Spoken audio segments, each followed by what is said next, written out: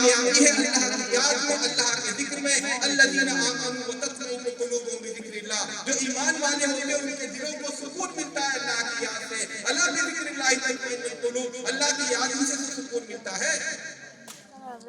اگر دولت سکون دیا کرتی، اگر شہرت سکون دیا کرتی، تو بڑے بڑے ایکٹرز، بڑی بڑی ایکٹریسز یہ خودکشی کیوں کرتے، یہ نشہ کیوں کھاتے، یہ شراب کیوں پیتے، یہ ڈپریشن کی گولیاں کیوں لیتے، یہ پریشان کیوں رہتے؟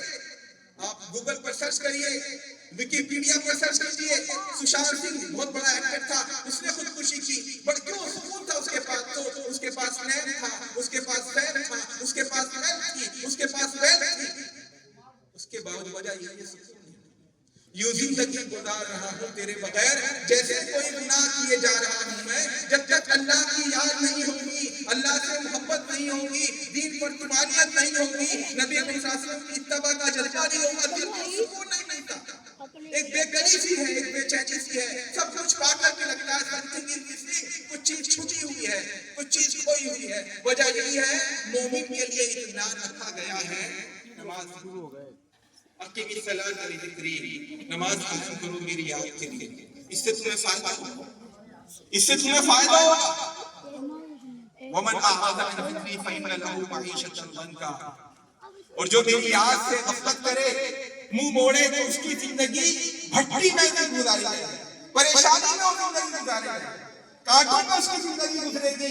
وَنَحْشُرُهُ يَوْمَ الْقِيَامَةِ أَعْمَىٰ، اور قیامت کے روز ہم اس کو لے کر آئیں گے میدان حشر میں، اس کی آنکھیں ٹوٹی ہوئی ہوں گی. قَالَ رَبِّ لِمَ حَشَرْتَنِي أَعْمَىٰ وَقَدْ كُنتُ بَصِيرًا، کہے گا میرے رب تو نے مجھے اندھا کیوں بنایا، میں تو دنیا میں دیکھنے والا تھا، میری آنکھیں ٹھیک تھی.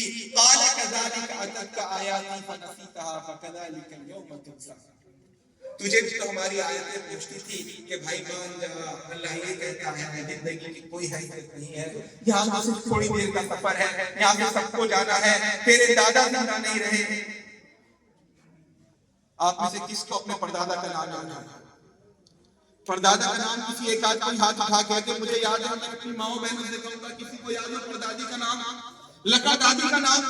اس سے پیچھے کوئی یاد نہیں رکھتا. لکڑ دادی کو گزرے مشکل سے 100 سال ہوئے ہوں گے، 100 سال میں اس کی نسل کے لوگ بھول گئے ان کو. یہ دنیا تو ایسی ہے، کون یاد رکھے گا آپ کو، کون یاد رکھے گا مجھے؟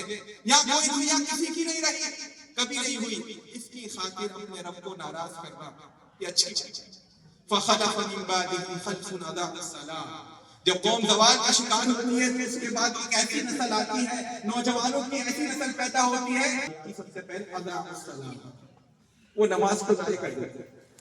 نماز کو نماز چہمہ، نماز کی کہتے ہیں اضاعوا الصلاۃ، نماز کو ضائع کر دیتے. واتبعوا الشہوات، اور وہ شہوتوں کے پیچھے پڑ جاتے ہیں. یہ بات سمجھ لیجیے، جو نمازی نہیں ہوگا لازمی طور پر اس کا کردار، اس کا کریکٹر خراب ہی ہوگا، کم و بیش.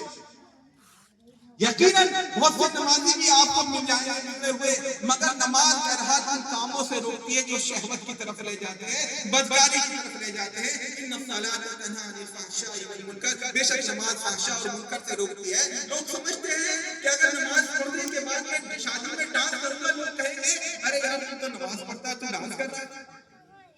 اگر نمازی کے چہرے پر پیشانی پر نشان ہے نماز کا، اور ٹوپی پہنے ہوئے ہیں، اور سنیما ہال کبھی نہیں جائے گا اس طرح، وہ داڑھی لمبی کر کے نمازی کی شکل و صورت بنا کر شراب کھانے نہیں جائے گا، اسے شرم آئے گی. یہ نماز روکتی ہے برائیوں سے.